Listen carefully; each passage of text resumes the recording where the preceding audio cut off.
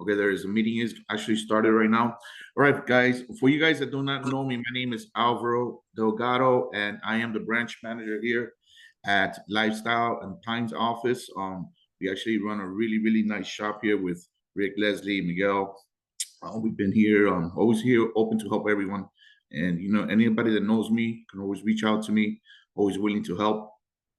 Today we're going to cover a couple little things. I want to just dive into. I've been doing this, this business for 15 years, and then obviously the longer you've been in the business, you learn some stuff down the way, and I wanted to dive a little bit into the as-is contract, and just talk a little bit about the standards forms, go through the contract itself, and then I'm going to point out some stuff that I've done to actually make my offers be a little bit more I guess the right word is to stand out from the competition. And I think that I can share some of these tips in case you guys I know this is going to get into the probably mostly for multiple offers, but sometimes you may be dealing with 2 or 3 offers. You just don't know. You always want to put your buyers in a good position to make sure that they get their offers accepted, and because that's the goal. We all want to get acceptance, right? So let me go ahead and I'm going to share my screen, and that way we can dive into the training, and hopefully you guys can grab some notes, and if you guys have any questions, I'm not sure. I think at the end of the training part, you guys can ask some questions. Let me go ahead and share the screen real quick. And guys, bear with me. I am going to try to make sure I do this because I actually use Google Meet a lot. Where is it? I think it's this one right here. Boom, boom, boom. Yeah, I believe it's this one right here. Let's see. Okay. Do I got the right screen up? You guys see my screen? Let me make sure you guys see the screen. Make sure I did that correctly. Anybody let me know in the chat if you guys see the screen? Yes. Okay, perfect. Thank you for that. All right, let me I'm gonna dive in, and let me just make sure that I can 1 second. Let me move this away from me from the side, and should we put this over here, and maybe this might be a little better. All right, is that better? Does everybody see it clear? I don't know why I got this in the way here. Here we go, full screen mode. All right, that may be better. All right, guys, so let's go ahead and dive in. If you guys can see the screen, I'm just going to start right off the top, and then I'll give some feedback into the things that I do into the contract. So when we're dealing with multiple offers, or actually just trying to make sure that you guys stand out and get acceptance, because when I guess when a buyer and a client, they hire you because you're the expert, and you can go ahead and when they find that home that they love, they want to hear, that their offer is accepted. So that's the main thing that you want to do. Always put them in the best position and explain yourself exactly what is it that you are going to do through the process.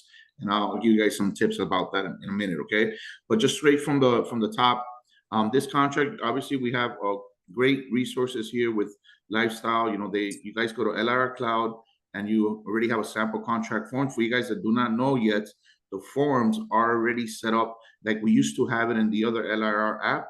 Now they've already transitioned everything to LRR Cloud. So I know a lot of our our agents were just wondering where to get these forms, but you can go to LRR Cloud, go to Florida Forms, and when you click Florida Forms, you'll see sample forms on there, just to make it easier for you guys to go ahead and start filling out some contracts, and then go to your office managers if you have any questions. Make sure that you have filled this correctly. Obviously it's not going to be ideal to every situation, but this is just a template to help you guys get organized and put your offers in correctly, okay? And if I do go ahead and try to speak a little bit slower, because I always get that tendency that I speak too fast. So hopefully you guys can understand what I'm saying, and try to do it as slow as possible. Not as slow, because then we'll fall asleep. Get your cafecito, guys. We need that. All right, so we're diving in right from the top. I saw that, Claudette, you got that coffee ready to go. All right, so here we go, guys. Right off the top, it's very self-explanatory, buyer and seller. There's nothing that you guys, I've been in this business enough. Just make sure you put the correct spelling that's on their license. That's what I always ask my customers. I said, do me a favor, just send me your license, and I put exactly the name the way that's on the license for the buyer side, okay? Obviously you're going to get a pre-approval from the buyer. So just make sure it matches the pre-approval letter as well, okay? On the seller side, we basically have to make sure what's on property tax roll, okay? Pull up the address and put those names that are on tax roll, okay? I also go a little bit deep, and then you may want to pull the deed, okay? Because as far as getting the information, sometimes you may just have owner of record that shows on tax roll, and it's happened to me in the past, where you only see one name. Well, so you click on that on the format to pull the deed, and then make sure that the deed comes out, and they may be married, husband and wife. You may want to include those names on there, okay? Because that's important, right? To make sure you have like a valid contract. There's a decision maker on there. They're on title. They're going to make a decision. So you got to include that on there as well, okay? So let's go to number one right here. Real self-explanatory. Property address. We go through that process. Make sure you put the right address. All right. Make sure that the county's on there. That's important. Okay. If you guys see the county, and we're gonna put in the folio number. All right. The folio number is very easy to get. You get that on property tax roll as well. Real property legal description. All right. So this is important, guys. I mean, you can put the description that's on the property tax roll as well, but also on the deed, you do have the full legal description of the property. By pulling the deed, you can be able to put that actual legal description. Sometimes it's very, very long, so you may have to put an attachment to it, but you can also just go ahead and use the one that's on the tax roll. So that's what they tell you, just verify with the local appraisal site that that's the right one that you guys are going to be putting on here, okay? We're going to scroll down real quickly to D. Item D is important, okay? If, I see a lot of agents, they forget to put the washer and dryer. If the property has a washer and dryer, okay, they don't have that as a list of items right here, okay? So if the washer and dryer is included, make sure you put that on item D. It's very important on there, okay? And then there's going to be some stuff that may not be on there. You want to, if you walk in with your buyer, just take notes of those things and make sure that you add it on there. Okay, so there's no question after if they're going to take it, if they're not going to take it. That's very important for the appliances that are not mentioned on this. So go through that list and make sure you have every single appliance that's on that property that they're going to take, or anything that's attached to the property. Basically, that's a fixture. Something that's attached to the fixture, it belongs to the property. Okay, so just add it on here. You may see some nice chandeliers, some stuff like that. Make sure that they're staying. That's what I always do and cross-reference that as well. If they're not staying, you go to item E. Exclude whatever it's not on that in the property. Bottom line, go through the property, and sometimes you'll see on the local MLS, sellers now does not convey X, Y, and Z. Whatever that is, go ahead and just make sure that it's excluded, so then the buyer doesn't have no false expectation and say, oh, I thought this was taken in. Up front, do your job, make sure that you're the professional, guys. So that's very important on those items, so that you don't have any issues when you're doing a walkthrough or final walkthrough. You want to avoid all that, okay? When we get to number 2, the purchase price. Purchase price, that's going to be your offer price, okay? Whatever offer the guys decide to put on there with the buyer. They usually, this part here, you're going to go ahead and provide some public, your opinion as a broker. What is exactly that, you feel that your opinion is. You go back and forth to your customer, and then you're going to try to get them a good deal. You start somewhere, it's not too low ball offer, and just try to figure out a place to negotiate, that will be a good starting point for you guys. The way I go about deciding the offer price too, this is another point that you guys may want to do. Start building little relationships with the listing agent, man. You got to, even though you do a show assist, after I do a show assist, I call the listing agent and I want to have a conversation with that person, okay? Because you remember, you're representing your buyer, and you're going to have a lot of agents that may not pick up their phone, but at some point you need to talk to them. And I'll send them a message. Listen, I just want to get a quick conversation, a little bit of details. I am going to show your property, and I need to know anything that may, that you can point out for me to make sure that I show it well, and I know exactly what I'm showing. And by you having that little conversation, you can understand if that's another agent that you may want to work with, okay? Because that's important. We're dealing with real estate property here, and having conversations with the listing agent, it's part of the transaction. If your buyer does like that house, you guys have to be able to communicate, okay? And I've talked to a lot of agents in this business. You know, sometimes they don't like picking up the phones, or they're not communicative, or you can tell, and then it just puts the offer and your customer in a bad position. And I relay that to my customer. Look, I know you may like this house, but I'm having trouble communicating. All right, you know, and that's part of the business. So the more you communicate, the more upfront, the more you stay in.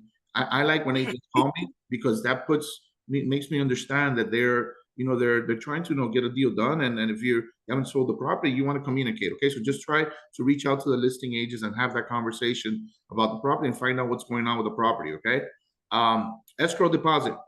This is an important part here. Okay, guys. Well, on item 8, we're in line 2. You need to put the day that you're going to be putting your escrow in. Okay. Oops. Let me go back. Sorry, guys. Right there, I usually put 3 days. Okay, I'll check this box 3 days, unless the money's already in escrow. You check box number 2 where it says accompanies the offer. Let me make sure that I'm doing this correctly. Am I able? Okay, I can't even highlight it. Give me 1 second, guys. Sorry about that. Let me go back to that full screen. All right, so I'll go ahead and I want you guys to go ahead and put the dates that you're gonna put the money. So technically, X6 box out and put 3 days. That gives you guys enough time to grab the escrow from your customer. Okay, you're obviously gonna talk to, you're gonna probably recommend the title company to your customer. The buyer's agent usually do this. We have Rice Title. I know that's something that one of our title companies that we have around here, and the benefit of doing that as well is that you also get a closing coordinator. Okay, this is a transaction coordinator.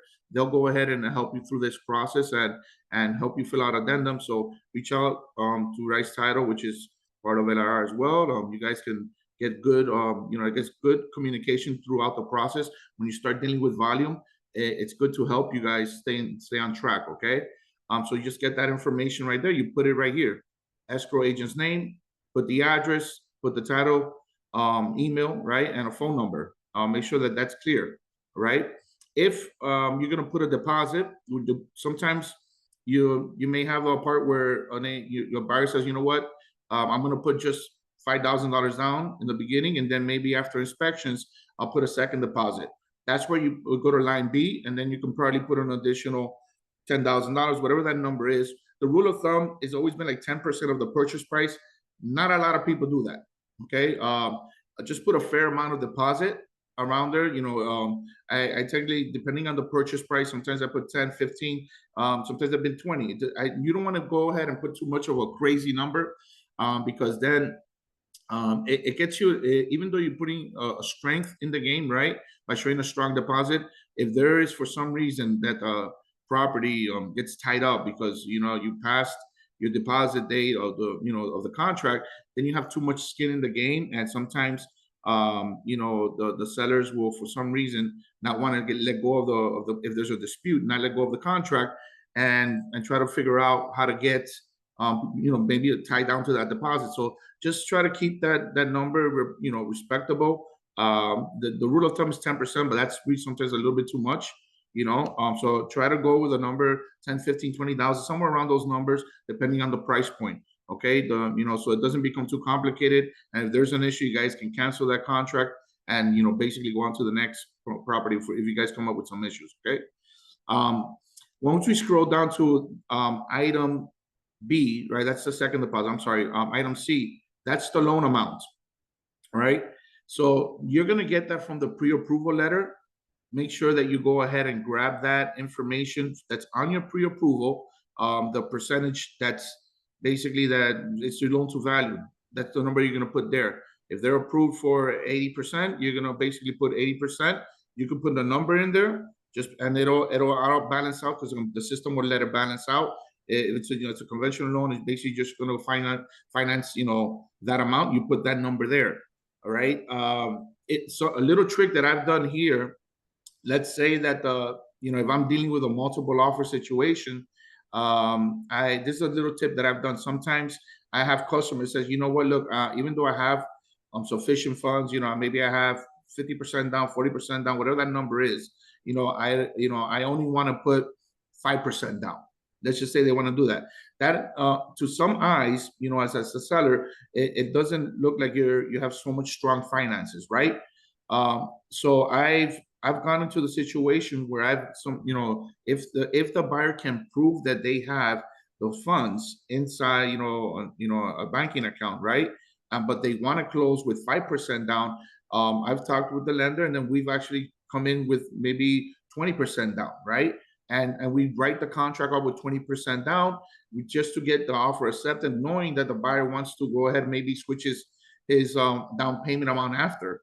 Okay, and those things can happen. It's just to show more strength to your offer. But you got to verify that the buyer has that, and the lender can qualify them for that amount as well. Okay, so and if that happens, and then they want to switch later on, they can always amend that after the offer is accepted, and then go with a lower amount, lower down payment. So just that's a case by case basis, guys. Make sure that you know your buyer and you speak with the lender, and those are things that you can do to show more strength on your offer as well.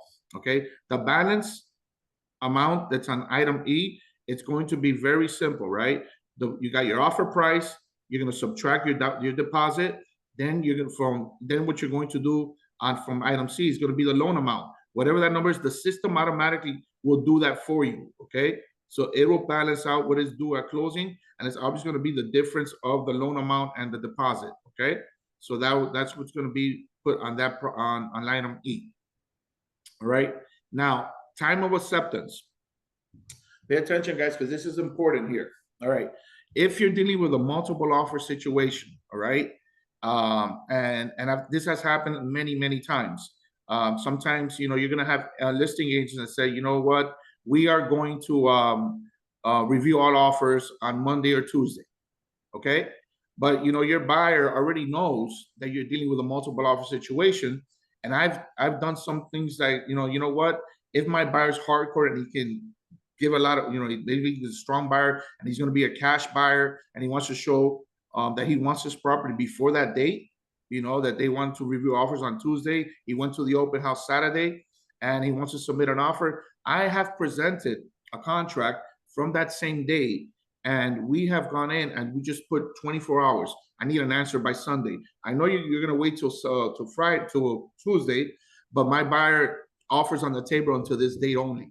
Okay, so this is a case by case basis, obviously depending on the situation. Because if he waits to that time, let's say his offer is strong enough, his job is the listing agent has to present that offer.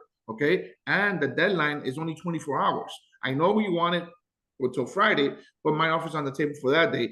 Believe it or not, I have gotten an offer accepted where they've gone forward and they said it, that they're going to do it, but the offer was so attractive to the buyer, to the seller, that they've taken the contract. So I only say this to you, that you got to manage that on a case by case basis, depending how you want to, work with the agent and how strong your buyer is and what terms that they want to put on the table. And if it's very attractive to a seller, they may take it. Okay. You can always go back and just amend the offer if for some reason I presented it, they didn't accept it, so then you go back and you could resubmit. Okay, so that's just a little strategy that I've done depending on situation. I keep that point out, but just for regular purposes, you guys make sure a good timetable is 24 hours. Sometimes I'll put it for 2 days. Okay, but that's going to be the date that your offer is valid for. Okay, communicate with the listing agents and just give them at least reasonable time so they can present the offer. If it's not a multiple offer situation, 24 hours is enough for me. Worst case scenario, 2 days. Okay, 48 hours, and just make sure you put 2 days from the day that they sign. Okay, that's just a little advice that I go ahead and I do on my deals. Right now, we got the closing date, guys. This is on item number 4. You're gonna go to the next page, right?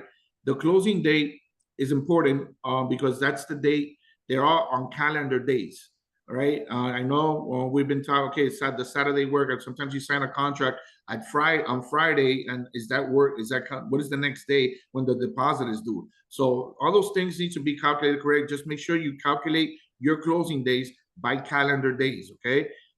Speak to your lenders. That's what I do. I call them. Okay, guys, how fast can you really close this deal?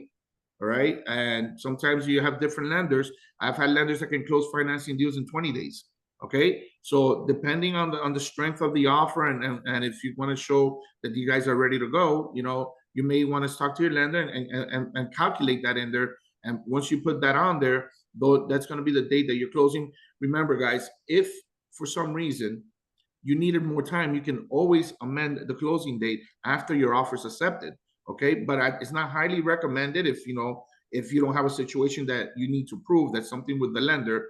Okay, but just make sure that you put your buyer in the best position. Speaking with your lenders, the lenders are a very important factor here, and know how you guys operate and how you guys move your contract forward. It's all depending on the offer, obviously, and the situation. Okay, but for rule of thumb, 30 days is sufficient. That's why you see that number there.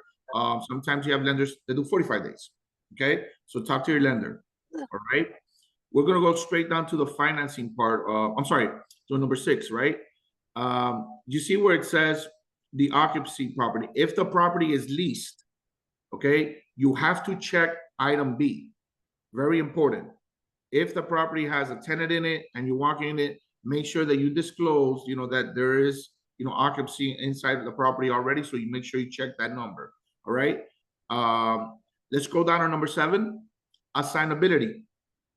You do not want to put your buyer in a position where they, it doesn't look attractive to the listing agent when the contract is assignable, unless they're buying under a, let's say, their name, and they're going to transfer it to an entity. After, you can put that they may assign the contract, but may not be released from the liability. Okay, all right, so that you can check that one right here. May assign, which is the first box there, the buyer, but it's not released from the liability. I usually check the one that says may not assign. Oops, sorry. Oops, I went back. My fault, guys. How did I go back? Yep. There we go.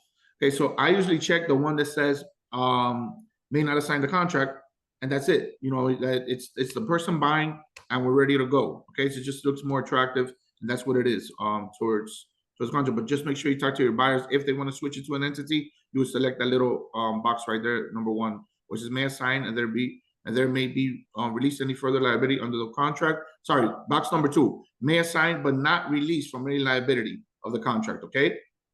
All right, that's going to be number 2. The reason why they leave number 1, where you see that box where it says may assign it, sometimes people get a contract and then they they get it for a good price, and then they assign it to someone else to continue with the contract, and they don't actually close on that contract. Okay, that's what the assignability is. But they make a fee, so they buy the property's worth 300.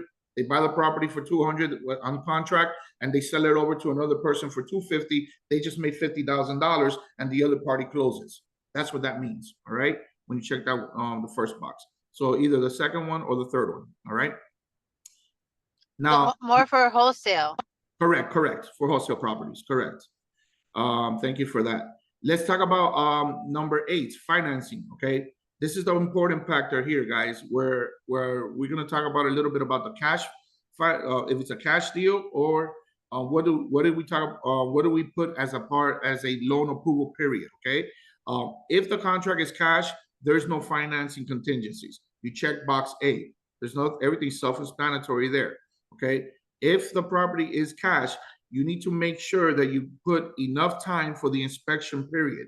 Okay, because once you pass the inspection period, your deposit for your buyer is hard, meaning that the seller can go after that deposit in the event that you do not close on the property. Okay, so just put a window, if it's cash, and depending on what the situation, how fast you can get your inspector out there, maybe 15 days, 10 days. That's something that you have to talk to your inspectors to figure out how fast they can get the process done, and how strong you want your offer to be presented to the seller if you're dealing with multiple offers. Okay. Now, the one that a lot of people technically use here is the financing part. The contract here that they have is a standard. This is a conversation you need to talk with your lender, and your lender says, can you get the buyer a loan approval in less than 30 days? All right. If your lender says that it can issue a loan approval in less time, I would recommend that you put a less amount there of days. Okay. I've been dealing with several lenders at the beginning of my career. Sometimes you had lenders that cannot provide this loan approvals, for 30 days or 40 days or 25 days, whatever the number may be. When you're dealing with multiple offer situations, what makes it more attractive to a seller and less risk for the seller is less amount of time of loan approval period. So when I'm doing contracts and I'm dealing with multiple offers, I went ahead and, I've had lenders that can issue this in 3 days, 2 days, sometimes 0 days, because they already went through underwriting. Okay, so that makes an offer much more attractive. Okay, but if I was to put, let's say that I did have already approval for 0 days because it was already approved, just subject to inspections and subject to appraisal, I would make sure that we have put enough time on the inspection period, because I'm already issuing a loan approval up front. And the only way I can get out of a contract is by my inspection period. So let's say, we're in that situation, I would just go ahead and I'll put maybe 10 days or 15 days, knowing that by that time, if they cannot get, they want to back out of the property because of inspections, something happened, they still have a way to get out of the contract. Okay, so depending how aggressive your situation is and how strong your buyer is, and you speak to the lender, make sure the lender can commit to that. That's where you decide to put that number there for the loan approval period. Okay, I hope that was clear with you guys. All right. Scrolling down, we have this. Okay, that a lot of people don't understand the part of the application process. Okay, just because you got a pre-approval from a buyer's from a lender, right, to represent your buyer, the buyer still has to apply. Okay, this is a pre-approval letter. A lot of people issue pre-approval letters just with a phone call. They talk to a lender and they just give them a pre-approval letter, right? And they really haven't provided all the financial information over to the lender. Yeah, they're still in the process of doing it, so they need to apply within that whatever number you put there. Okay, make sure that that they're going to apply. Put a minimum amount, 5 days, like they have on there, and make sure that they do apply. Call your buyers. Okay, have you guys already applied? Talk to your lenders. Because if for some reason there's a breach in the contract and they notice that they didn't apply within the time frame, now your buyer is at risk, okay? Because he breached the contract. So that's a very important number to put there, and talk to your lenders to make sure that that's happening correctly, okay? Regarding the financing, even I'm sorry, I think I skipped a little bit. That's self-explanatory. Conventional, FHA, VA, whatever the financing amount is, that's what you put on these boxes that you see on item 8. Okay, just that's on your pre-approval letter, and usually just put fixed, because we're dealing with fixed rates. So that's basically it. And then when you scroll down to the next line, I just put 30 days. Okay, I'm sorry, 30 years, because usually all loans are 30 years, but your lenders can give you that information. Okay, if they're doing a 15-year loan, you put 15 years, right? Now we talked about the amount of time that we have for the application. So let's go on to the next. Okay. Scroll down to number 9. All right, the closing cost. All right. This is where we have to make sure that we put our transaction fee. If you represent the buyer, that's going to be where it says cost to be prepared by buyer, item B. Okay. But if you're representing the seller, you're going to put it on the seller side. Okay, and make sure that is also on your listing agreement. Sometimes some people forget to put that fee on there, and you have to make sure that you have disclosed that to your seller on the listing side. Okay, and make sure that fee's on there. Very simple. It's explanatory right there. Lifestyle International Realty transaction fee $4.95. If you don't collect that fee, your guys already know they will take that fee out of your commission. Okay. Title evidence. Okay, 15 days. This is important because a lot of people don't they leave it blank, but you want to know what's going on with title at the beginning of the transaction. Okay, just recently I dealt with a situation where the title, they had liens on the property that the seller did not even know about. Those violations. Okay, so if there's an issue there, you want to try to resolve it as quickly as possible. So you could go ahead and put 15 days and follow up with the title company. Make sure that they're going ahead and they're providing you title, and you want to go over the title. That's something you want to get from the title company, and make sure that it's clear. Okay, that there's no issues there. Okay, if there on the additional clauses, I'll tell you guys when we get to that line what I add on the additional clauses to make sure that that's a seller responsibility. Okay, if we have issues on title, we'll talk about that when I get there. Okay, let's scroll down to the next.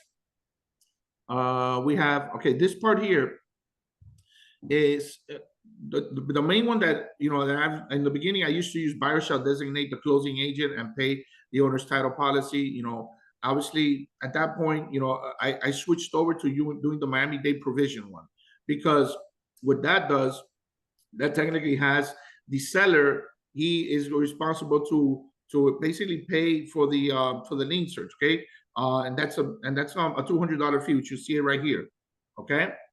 So you would check off box where it says Miami-Dade provision. That's the one that I check, and you leave it blank. If you leave it blank, it's $200 that they charge the seller, okay?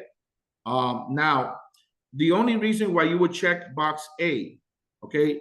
I think Palm Beach County has like a requirement that they end up, you know, using the seller's title agent, okay? And they will pay for the owner's title policy.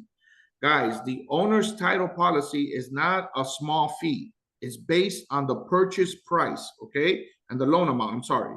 So that fee can be in essence of $1,500, $2,000, $3,000. The higher the loan amount, the higher that fee becomes. And that's something that's done by title, okay? So if you're going to close with the closing agent of that the seller selected, the buyer does save that amount, all right? So, but you're actually using their title company, right? So I've always used that clause only when we've done short sales, because we would process the short sales, and usually on the short sale, you end up working with the attorney that's processing the short sale, and they will pay for the policy for the buyer. So in Palm Beach, they usually do that. But I did do a closing in Lake Worth where they were trying to get me to get the title company to be done with them. I ended up, you know, negotiating it and said, listen, the buyer's from New York. He's comfortable with this title agent. He wants to close in this title company, and we closed with the buyer's title agent. We selected it. So it's still negotiable, guys.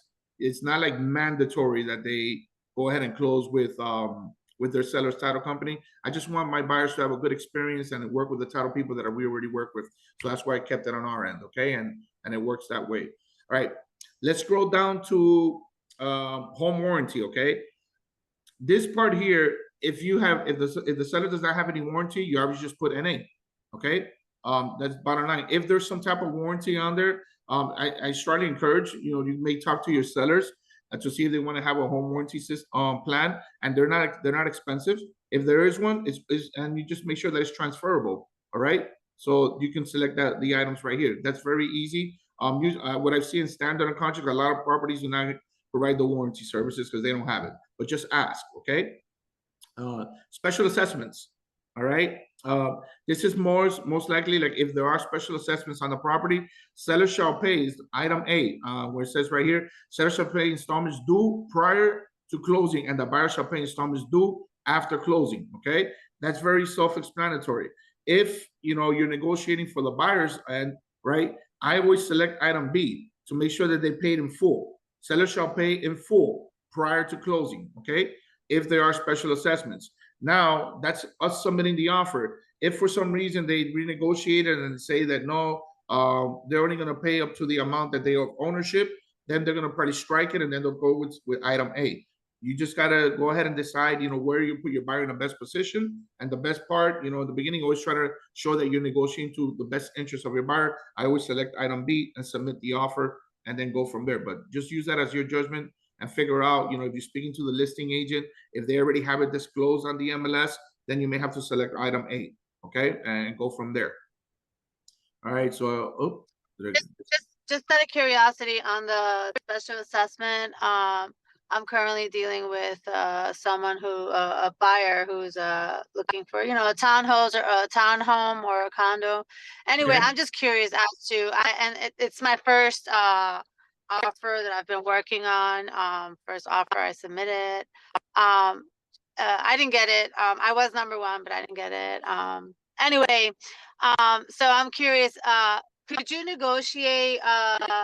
Like for instance, let's say if the purchase happens in 2025, right, next month. Could you negotiate like if there is any assessments for the year of 2025? The responsible is that a thing? Just out of curiosity. I lost you. Could I negotiate after 2025 if what? If there was any special assessments, that the seller would be responsible for that entirety of the year. Is that something that's done? Yeah, absolutely. Yeah, I mean, like I said, it's part of the transaction. So, like, if you go ahead and the seller says, that they want the buyer to pay it, you're gonna have to select item A. But if you want the seller to pay it in full, then sometimes you just got to reduce your price. Depending on it depends on where the offer comes in, how the seller decides to pay it all. Sometimes that happens because they take that number into effect. If the Yeah. contract is stronger on the purchase price, they may just pay it, and get out and and that's part of the negotiations. I would select item B from the very beginning. Okay, have them paid in full because and also the association. Some of them do not even allow. Think about this, or you may have to call the association.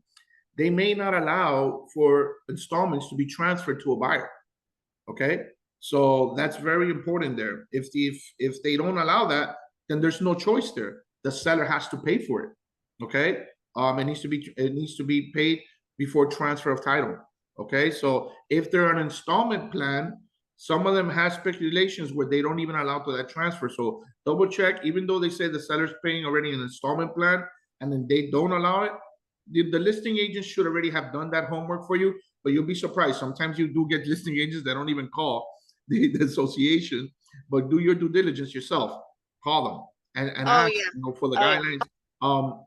And that note that we're talking about associations and stuff, it's very important that you also get the condo docs, okay?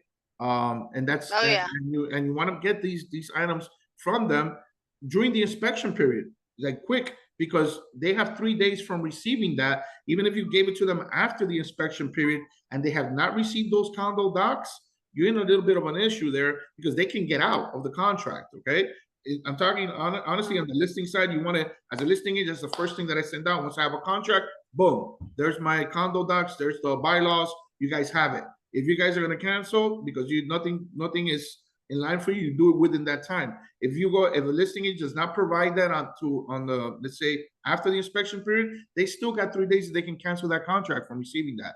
And then once you send it out on the listing side, please confirm receipt of the condo docs, okay, of the bylaws, and that way you know that they already have it as well, okay, and that's your documentation. Yeah, I'm actually this is like my very first buyer that I bring to the table, and so it's been that. So I'm actually like, honestly, I'm looking at the budget, the docs, everything before I even tour, because I need to know if it's worth, because I've educated my buyers. There's a lot of fuck shit that's happening with these condos. And that's so hard. And it's so hard to dealing with that. Like, it's a lot, but it's been a lot of homework.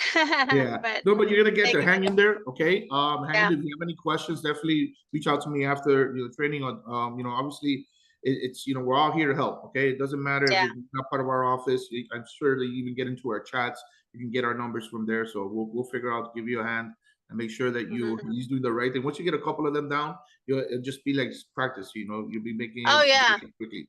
Okay. Yeah. All right, so let's dive back in. Thank you so much, Flani, for your question. And believe me, guys, there's no wrong question here, no dumb question, because in the beginning, everybody has questions, and then we're all still learning. So sometimes you learn something. I still pick up things from different people. So don't feel shy to ask your questions, guys. Okay, it's always good to know what someone is going through, and then it may be an experience that someone needs help with, and they're just shy to ask the question. That's bottom line. Yeah, this business you can't be shy. I'll tell you that much. All right. So, all right. So we did the homework. So we did that. Let's go to the next page. I'm not gonna keep you diving too much. I'm only gonna talk about the parts that you really fill in, guys. Okay. Because this is what we fill in, so that I don't keep this training super long. All right. So obviously on item 12, guys, very simple here. This is the most important part. This is your inspection period. This is what protects your buyer's deposit. This is what protects your buyer. Okay, they can cancel for any reason. Okay, I don't care if they didn't like the color of the door. I mean, they can count. They don't have to explain anything to you. You put 15 days, and on that 15 day, okay, that you send that notice in writing. This is how technically you send it. You go ahead. And then when I cancel, you write down the release and cancellation on that date with an email signed, and you send it. You're protected. Okay, you already did that. Now, here's a little trick that I'm gonna teach you guys. All right, we did the inspection. The inspection came out with let's say the repairs of $20,000, whatever the case may be. All right. Yes, we are on an as-is contract. Obviously, we know that, okay? But there are some issues that are preventing my buyer to move forward because they're not cosmetic. There may be some issues with some electrical problems. There may be some issues with the windows that don't have, you know, for some storm protection that can't get the credits for my buyer, okay? And what I do is that I technically wait closer to the inspection period cancellation, right? And I do it strategically to try to put my buyer in a better position, right? Where they don't have a lot of time to think about this, you know, in the aspect on the seller side. I went ahead and I will send my report with a detailed email of what the buyer is requesting, okay? And I also send my cancellation, release and cancellation with that email, okay? So now, technically, once I send my request, if the buyer, you know, if the seller cannot consider this, you know, let's say that there's 20,000, I'm asking for 5 or 15 or 10, whatever the number is, okay? If they don't consider it, then please accept the release and cancellation of contract, and we're backing away from the deal. So all I'm doing is just showing them, look, this is where we're at. My buyers already know, guys, you guys don't want this property. We already know, but if I'm able to give you the property and I'm able to get a credit for $15,000, would you continue to move forward? Then I put it out there. I send it out in an email. I send the release so that we don't have, you know, the seller doesn't say these guys aren't bluffing, right? It's either you take it or you don't. And that just puts I've gotten so much, I'm gonna say positive return in the aspect when I know that I'm the only contract. In a multiple offer situation, it's very difficult because they probably already have other backups in line. Okay, but you know, it all depends on the creativity. Make sure that you do send it out and you do it together, because if for whatever reason, and this is another reason why I do it too, that listing agent did not reply to the email, okay, or for some reason he was out of town and he didn't see the email, we are on calendar dates. Okay, and if you did not send that release, either we take the credit and the release is not there, guess what? The calendar date went over, you pass your inspection period. All right, even though let's say you're just waiting for an answer. Oh my God, is she going to give me the credit? He's not going to give me the credit. Hello, you still got to protect your buyer.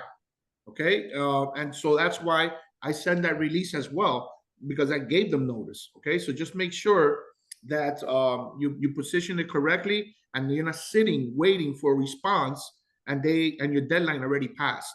Very important, guys. Okay, hope that was clear. Anybody have any questions, you can definitely let me know after. All right, we're gonna scroll down through this. We already know this part. I mean, this is just, you know, the contract, going through that forward. All right, I'm gonna talk a little bit about this part here. Okay, the addendums. All right. So this is the addendum part of the contract. All right. In the beginning, I was trying to give you guys a situation so that you guys understand what escalations clause means. All right.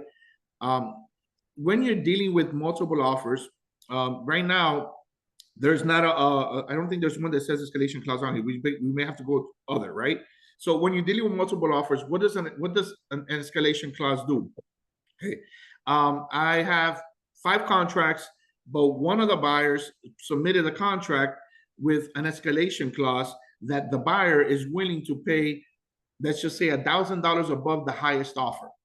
Okay, so technically, you know, at that point, we're showing that the buyer has the finances, he's interested in the property, but since we are not allowed to disclose the amount of offers that we have as on the selling side, you know, I just want to tell the seller that this guy right here, my buyer, is willing to pay $1,000 above whatever the highest offer is. It could be $2,000 over, it could be $5,000, whatever that number is. I'm gonna open up the addendum real quick so you guys can see it. Okay, you guys see that?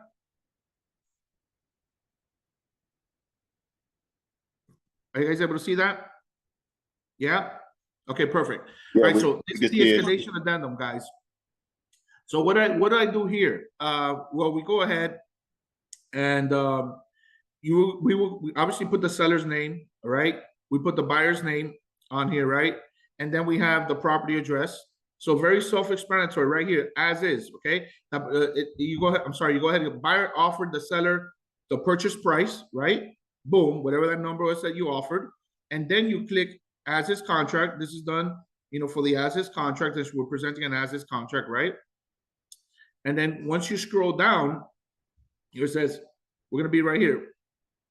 Buyer agrees that purchase price shall be increased by whatever number that is. That's the escalation amount, okay? You guys decided, I am gonna go $1,000 over. You put $1,000 there. The price set forward in competing offers up to what is the highest amount that you're willing to pay, all right? If that amount does not exceed, let's just say a number that they select, obviously it protects the buyer so you don't go ahead and go way above, okay, above the amount. So you just figure out what is the amount that you're comfortable paying so it doesn't pass, because you don't have no control of what is going to be the highest offer later on, okay? So just make sure you put that amount there to protect your buyer, right? So this part right here, you're basically going to check one number, okay? You're going to go ahead and say, at closing, buyer shall pay cash to cover the applicable escalation amount. Buyer's proof of funds is attached with the offer. So sometimes the reason they put that is that sometimes the property does not meet the value that the numbers are going out there right now. So then the listing agent does not want to get into a renegotiation situation, all right?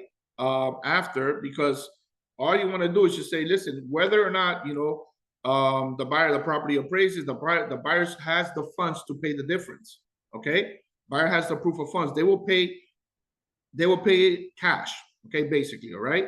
Above.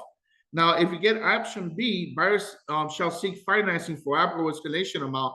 Buyers should verify the ability to finance the escalation amount with the lender. Okay, so if you are doing financing, okay, technically you're gonna go ahead and select option B, right, for the escalation amount, and then figure out, if the amount covers, because that's another thing. If they have the finances for it, they'll be able to prove it, with the difference as well. They'll be able to prove it from their bank statements, or if they have it in assets, okay, that they'll be able to have the difference amount for. So they'll go ahead and select option B, okay.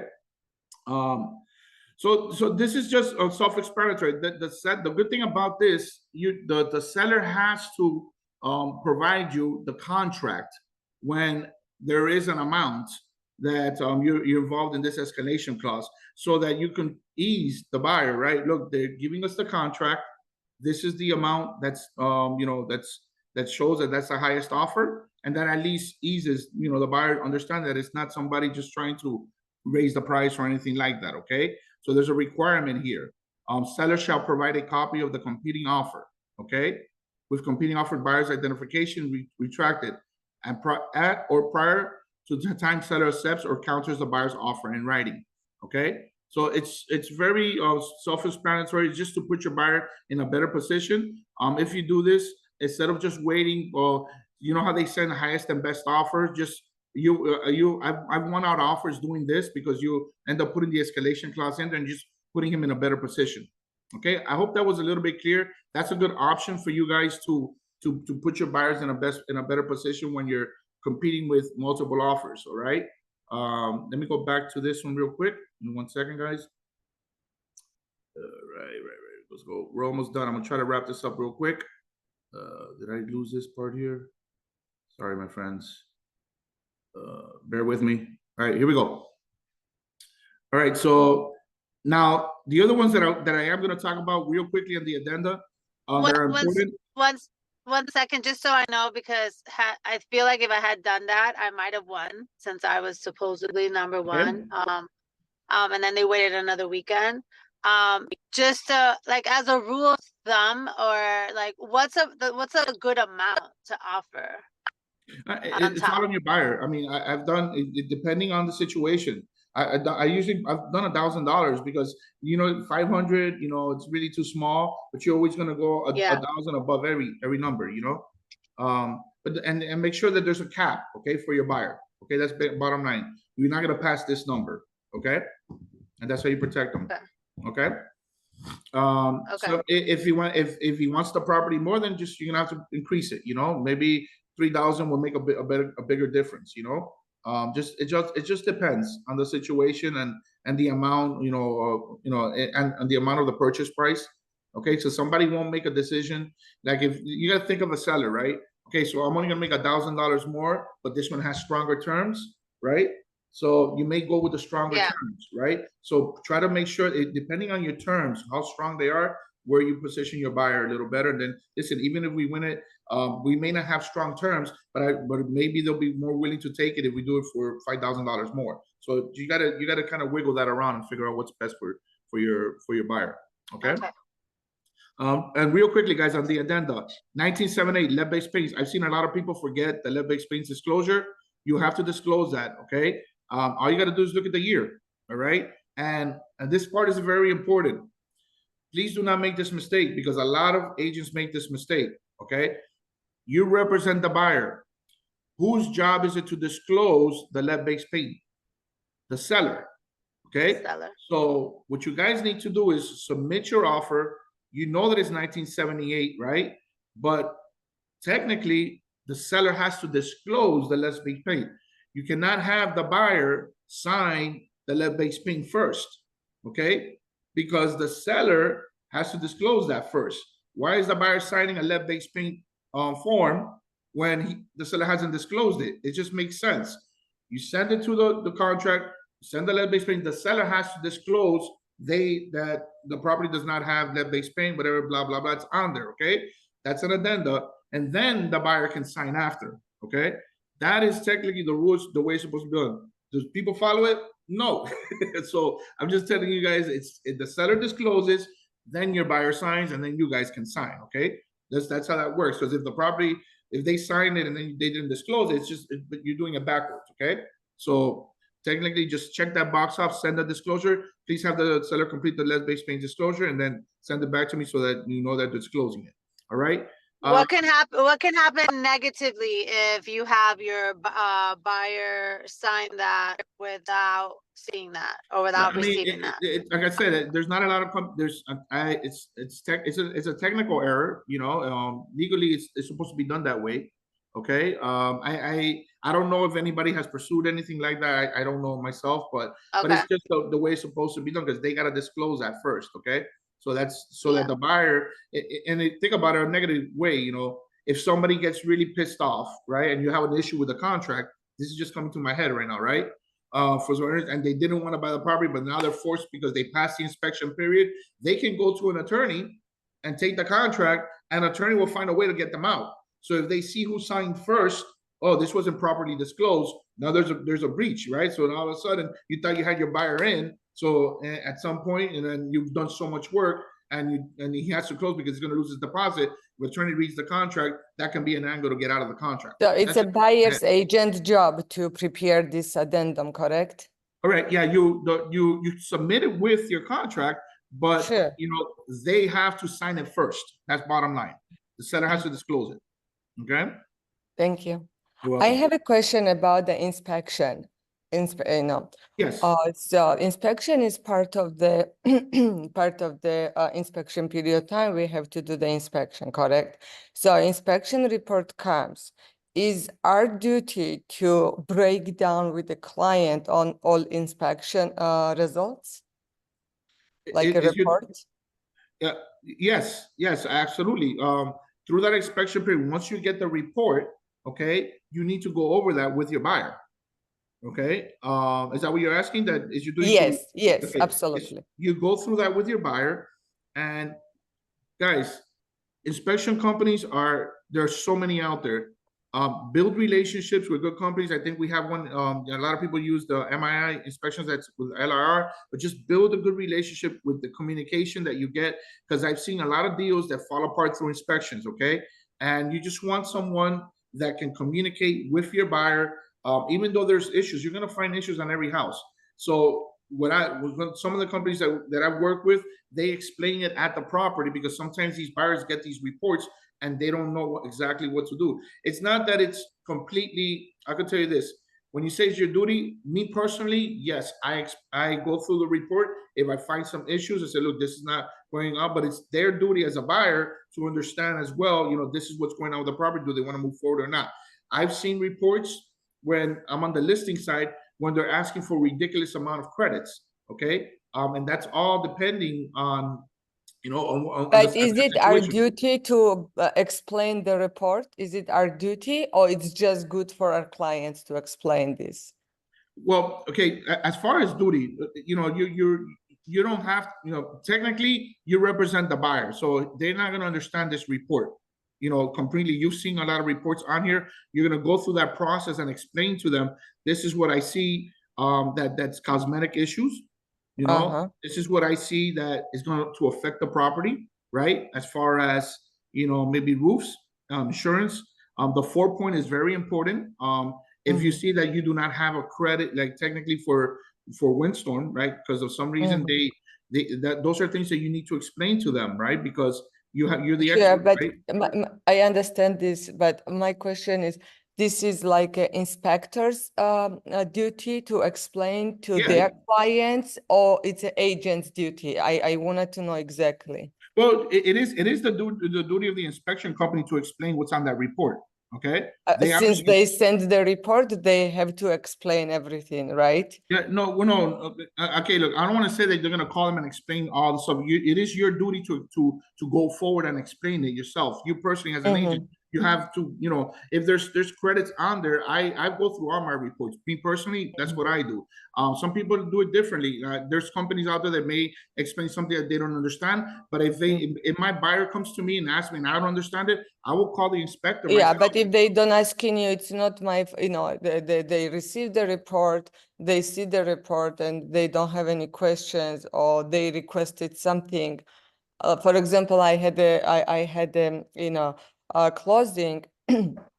They received the report.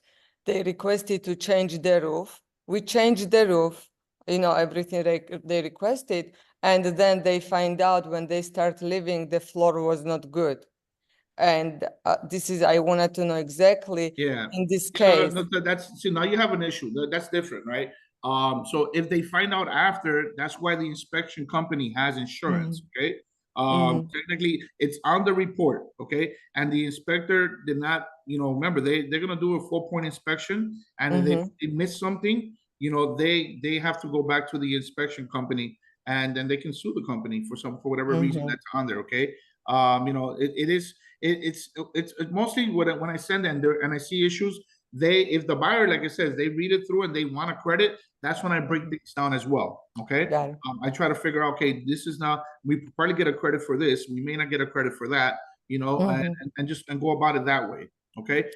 Thanks so much. Just make sure that, I guess you work with a company as well, that's, if there's a question from a buyer and you don't understand it, they should be able to also get on the line with them and give them the peace of mind that they did it, just to figure out why they put that on the report. Okay. Understood. Thank you. All right. You're welcome.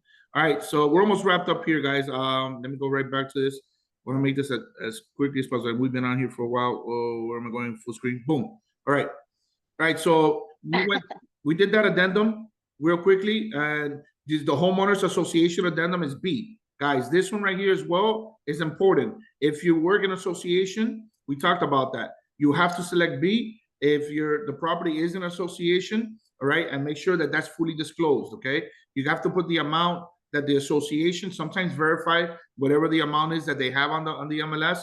Contact the HOA. Don't wait for the listing agent to bring it out to you. You can find HOA contact information online. Very easy, just to verify things for your buyer. If it's a condo rider, you select A. Condo rider is the same thing. Make sure you ask for the I asked for a lot of stuff. I asked for the bylaws. I asked, I even asked for their budget. Okay, we definitely need the budget. Sometimes you're gonna have companies that are gonna require a fee to get some of this stuff because they don't have it. Okay, so try to see how if you can find them. Also, sometimes the bylaws are filed in the county. Okay, if they for some reason can't find them, but you should be able now. A lot of associations have a lot of access to put it online, and you should be able to grab it from them. Okay, and so make sure you grab all that stuff. Those addendums are very important, okay, because they need to be disclosed up front. The other thing that you want to take a look at, you know, if you're dealing with FHA financing, okay, make sure you check FHA. There's another, every time you check something, you got to go get the addendums in our library and make sure that they're filled out correctly, because if you're doing an FHA purchase, you have to include the FHA addendum, okay? And that addendum also has some language in there as well that protects the buyer, and then just go through that addendum as well and fill it out correctly. If you have any questions, let us know. But that's basically the most important parts in the addendums. I hope I didn't miss any that's on there. The other ones are really, we don't use a lot of it. You know, housing for older people, if you guys are dealing with anything 55 or over, there's an addendum for that. Okay. Post occupancies, I'm sorry, I could talk about this one. This one's really good. So if a lot of people go ahead and let's say that the seller has not found the property yet, and they need to sell their the property first, get their funds so they can buy another property. Legally, technically, if a buyer is buying the property with financing, they need about, by law, they cannot go over 60 days, okay, of a post occupancy, okay? So we do have a post occupancy addendum, all right? And that addenda, where you end up, you know, you check that box off, and then you technically are going to put the amounts that, let's say that you guys agree to 30 days, right? So if there's an amount there on 30 days that you guys are agreeing, the seller is responsible to paying some type of compensation. The seller's supposed to pay some rent to those 30-day periods.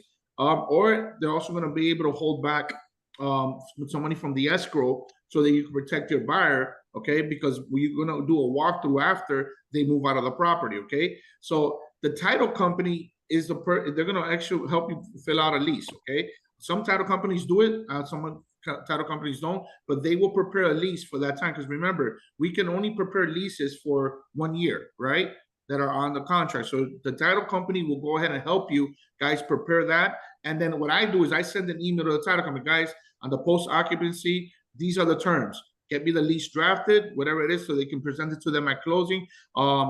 Sometimes you have to do it maybe 3 or 4 or 5 days before closing, that the addendum specifies that. So that's you have to kind of negotiate the terms as well. All right. So you get the title company to prepare that for you. You get that document, you send it over, and technically from that point on, at least you will have some negotiated terms that are going to be assigned to the contract. Okay. Post occupancy amount, a deposit could be maybe $5,000 that they will, or $3,000, depending on the situation, because you're going to get the keys after you close on the property. So you close today, they're moving out in 30 days. You will get the keys in 30 days when they move out, right? But if the movers damage the property or they took the appliances, your buyer's not protected, right? So you got to always think about protecting your buyer. That's why you leave some money in escrow, okay? And that money comes from the proceeds of the seller, and that'll come out on the agreement that you guys prepare for the post occupancy, okay? I hope that was clear, so that you make sure that you definitely go ahead and get that document done. There's another one as well. I don't know if you guys seen PACE disclosure. Okay, double check if the property has a PACE loan. Ask the listing agent. A lot of people are getting repairs for windows, repairs for roofs. Okay, and that's the PACE disclosure. Okay, so definitely have to find out if there's something tied down to their taxes. All right, so the listing agent should know that. All right, because that's what the listing agent has to do: ask all the questions, and hopefully that's also be disclosed as well. Okay. I think those are mostly the addendums that we definitely want to. Does anybody have any questions on that? I have a question about the condo docs. Can we please break down like a condo docs, let's say by law, the finance, everything, what we need to know exactly from this, you know, the documents we are receiving from the listing agent, what we need to know exactly, like what we have to pay attention. Yeah, well, the rules and regulations, okay? That's important because technically the condo docs is going to tell them what they can, you know, do and what they cannot do, right? So for some reason, you know, they cannot have dogs that are, I don't know, maybe they're not over 100 pounds or 80 pounds. How about the budget? We are receiving budgets most of the time. You have to Can we figure out future special assessments with the budget? Correct, correct. You're gonna get the budget, okay? You're gonna ask the HOA as well, you know, if there's any special assessments upcoming. Okay? Sure. The listing agent will know this because they have to do this homework, but if they don't, call the association. Okay? Sure. And you have to disclose that there are upcoming special assessments. And on the budget, you're gonna get the budget. They may not put it on the budget, but I still would ask. Okay? Got it. Thank you. And at least you can understand the budget. You give it to the lender up front, you know, to see if they can analyze if financing can be done. Okay. So that's something that I would go ahead and I'll work on that. All right. So I usually get the budget, send it to it. Listen, can we work? Do they have any reserves? That's the most important part on condos. If the property does not have reserves, it's going to be highly likely that they won't get financing without putting more than 25% or 20%, whatever that number is.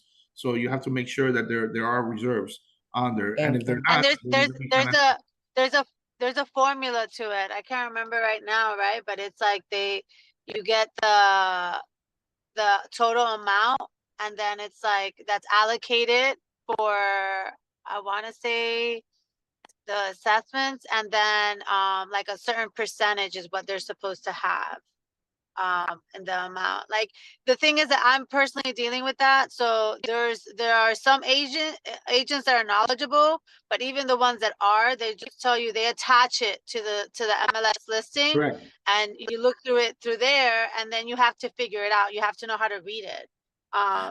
So Yeah, look, but you know, don't get too complicated on that formula. You know, talk to the lender involved. Can you get this financing done? You know, that's what I do. That's why the lender's there to do that stuff. You know, okay, here's the budget. Can we get it done here? Yes or no? Fantastic, so that you can understand and you don't have to go into contract. Okay, so the lender can help you with that. All right, so all the lenders that I've used, I always send them the budget. Can we get this done? Boom, yes or no? And they should be able to reply to you quickly, okay? Because they want to do the deal with you. They're there to help you. Okay. yeah. Do you have Yeah, any the budget's- more questions? Did I answer your question or not? Okay, I guess I did. I'm sorry. I don't even know. I don't know who I'm speaking with. Sometimes I don't get the little highlight when somebody's talking. But I know I've been talking to Claret, but some of the others I didn't know exactly who it was. But if I Is didn't it answer, Sarah? Is it Sarah? Sarah? Is it Sarah? Nope, I don't think it's Sarah. Oh, well, I hope I don't answered. know. Maybe she left. All right, guys. The last thing. Alvaro, Yes. I have a question. So if I have a buyer that is interested in purchasing a home that has furniture and the furniture is optional to purchase, and they decided that they do not want the furniture, would I have to complete like a post-occupancy form to give them time to have the furniture removed after closing? Oh, no, good question. Okay, so technically, I don't get involved in furnitures, and it's not the right thing to do. We sell houses, okay? If there's not an agreement, you don't want to negotiate furnitures. I trust me, I've been involved in some of these things, and it becomes exhausting. Even though you're the communicator, what I say, listen, guys, if you guys want to buy furniture, you guys can talk to the sellers, however that case may be, and you guys figure that part out. Contract says the property has to be delivered clean swept, vacant. Okay. Now, if the seller leaves furniture there after closing, that furniture belongs already to the buyer. Bottom line. So if they do not remove the furniture, okay, and the buyer says, you know what, I want the property to be, make sure I don't want the furniture, it needs to be real, then you know they're in a breach of contract. Okay. So, you know, and again, if they leave it and they close, that's a responsibility that technically belongs to the buyer after. Okay. So that's why you would remove it before. So I always say remove the furniture. If you guys want to buy something, you guys should come to some type of agreement and I let them handle it. Because when you start negotiating, unless the property sold fully furnished, that's it. It's either all or nothing. You're going to get yourself an, oh no, but I don't want this. Oh, but then they changed their mind. Oh no, but I want it. You don't want to be negotiating furniture. You're there to put them together to sell their property. That's bottom line. You're going to get paid after you do that because it will get intense. I represented a property where this guy had a 6-bedroom home, restoration hardware furniture, and throughout the whole house. And he thought that technically, you know, his furniture, they were supposed to pay him top dollar for his furniture. I said, that's not going to happen. That's what you like. Okay, so you're not going to get this. Either you put it all with the price or I'm not gonna sit here and start negotiating furniture for you because you drive yourself nuts. Okay, it's either all or nothing. All right, that's my best advice for that. Thank you. Okay. All right. You're welcome. And the last one on this is important on the additional terms, guys. Just I want, if you guys can write this down, this language is very important to put on there. We already know that you don't have to put the broker 499 because there's a section for it already that we went through the beginning. But if you wanted to add it there and you didn't put it on that, so you could also add it here. So that's not a problem. But I always put this language because you're going to have issues that may arise with liens on the property. And the language is very simple. It says buyer and seller agree. Right? It says buyer and seller agree in the event that the property, I'm sorry. Let me rephrase that again. Buyer and seller agree to cure all liens and open permits, if any, prior to closing. Okay, repeat that. Buyer and seller agree to cure, buyer and seller agree the seller will cure all liens, if any, prior to closing. Okay? And add this to, I'm sorry, I'm saying it right off the back. I know I read it aloud to buyer and seller agree the seller will cure all liens and open permits, if any, prior to closing. That's the right line, okay? The reason you do that is because if something arises through title, and then it goes, who's gonna pay for it? I'm not gonna pay for it. Who's gonna, is it the buyer, is the seller? It's already clear. The seller has to pay for it, or he's got to cure the problem. Okay. I just recently was in a situation, okay, where we had, and it was technically we had 15 offers on that property. We had over 100 people that went to our open house. Okay. And I pre-negotiated the contract, because I had, the amount of traffic on the property, right, where my clients had a roof that needed to be replaced. And apparently, since I already knew I had the volume, I already pre-negotiated on the contract where we weren't going to give any credits for the roof. If the buyer wanted this property, the buyer was going to accept the roof in its original condition and will not request a credit after inspections. Anything else that comes around, whatever happened, we worry about it then, right? So we got the buyer that was willing to accept that clause and technically put my seller in a better position, right? Because now they didn't have to call for $15,000 or $20,000, right, for the roof. But in the contract, the buyer's agent said, buyer seller agreed that the seller will cure all liens or open permits, if any, prior to closing. Technically, that's what I would do also on my buyer, which is if there's an opening, it's our responsibility. When they did the lien search, there was issues with 3 things that were done before my seller purchased the property that he didn't know about. So I'm sharing this story because these things happen in transactions, right? Now we have violations and we cannot close because they need to be cured by the seller.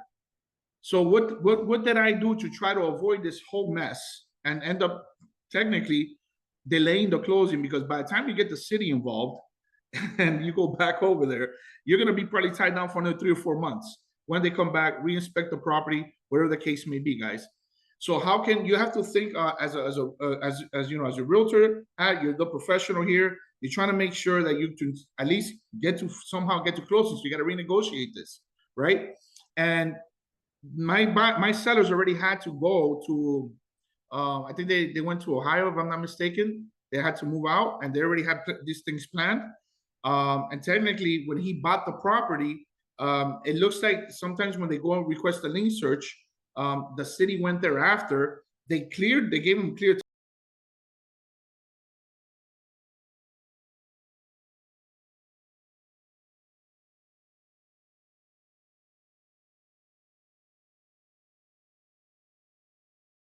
contact the title company and try to file a claim and try to yeah, absolutely, he has every right to do that, because he was supposed to get clear title, right? This was on the previous seller, right? But to avoid this whole situation, that was going to take a lot of time, and we were already ready there to cross the bridge, right, to basically get to closing. What did we do? We went ahead, and I contacted him. I connected him with some people that work with permits, inspections, and they handle this stuff. They're out there doing this all day long. I put them with a GC. We got an estimate more or less of what this may cost. We came up with a number around, 15 or 20,000 more or less, because there was several violations on there. That was going to be the amount it was going to take.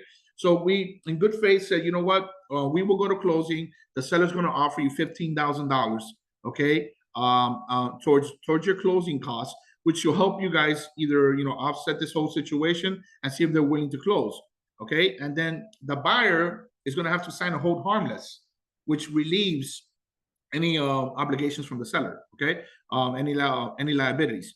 So why am I sharing this story? Because sometimes if you don't have that experience, talk to your managers, go to your partners, and then don't let that situation just unravel, because there could be ways of fixing it. The buyer wanted $25,000, okay?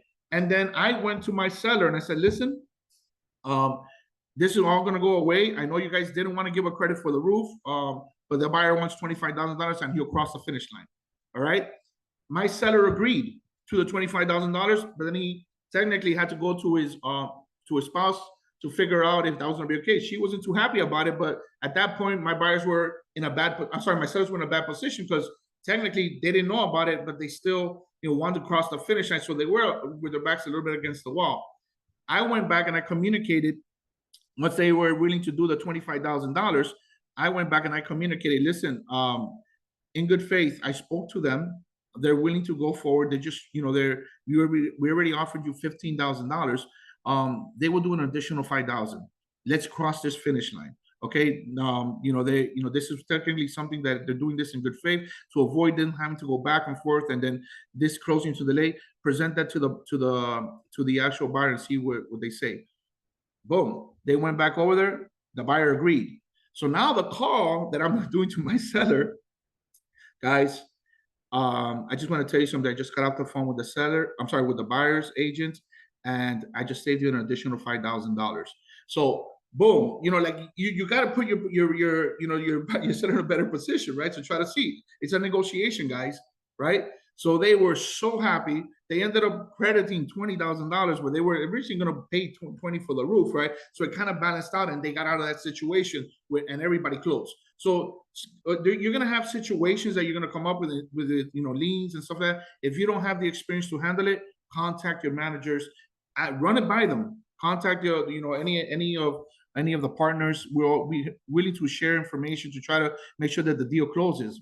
And instead of just, I heard someone about roofs. It's very hard to get a new roof through a contract because then you're dealing with permits, inspection, when you guys can do some type of mutual agreement, and figure out the financial part of it. You can probably credit and do it after closing. So we always try to run ideas to see if you can find a better way to get the situation solved. And sometimes I talk to my partners and we hey, what do you think about this? What do you think about that? So run off ideas before you communicate with your client, okay? And we'll be happy to share that with you guys. Guys, I hope that I was able to cover a lot of information for you guys. I want to do my best. I do have over 22 people on here, and I know it's getting a little bit late already, but if you guys have any questions, I'll be happy to stay on a little longer. If not, I hope you guys, wish you guys the best. Does anybody have any questions? Just want to thank you for your time and your knowledge. Hey, thank you guys. I appreciate you guys getting on. Definitely start, the new year's coming, guys. Do not lay off the gas. I'm gonna tell you this much, okay? In January, February, once the election, Trump takes office and all that stuff, things are starting to pick up. On my end, things are picking up already. I'm getting a lot of, traction where people want to get ready to buy homes in January, February. So we're starting to work that. Start doing a lot of prospecting. Talk to your sphere of influence. Talk to everybody. The holidays time is not just for you to sit back and say, okay, let's just wait because everybody's waiting. No, it's to get on the phones. The way I do it, hey, Christmas is coming around. I'm trying to just make sure that I have the right address because I'm going to send out some Christmas cards, guys. You just got to stay connected with your people. Can you verify that address? boom, boom, boom, boom. Okay, boom. I hope you guys have a fantastic holiday. And if the conversation drops about something with real estate, it may happen. You know, don't just push real estate to everybody. Just have a conversation about something else. And then oh my God, he reached out to me, blah blah blah. So it's hard to stay connected with your people, because we get so busy, and you definitely need to be out there. Sometimes listen, texting doesn't go that much. Well, they send me text. Pick up the phone. Picking up the phone is the best way to connect with your people, man. You get on the phone, and if you don't have people to talk to, get on your social media. Talk to some people. Through messages. I hope everybody has people to talk to, because this is what we do. We got to talk to everybody. So just my word of advice: do not lay off the gas, guys. Please just talk to everybody. And do some prospecting while everybody's on holiday mode. They'll appreciate you picking up that phone and calling them. Okay. Hope everybody have a great rest of the week. And if you guys need me, you guys know where to reach me. Thank you guys for allowing me to do this training for you guys. God bless. Thank you. Thank you. Bye-bye.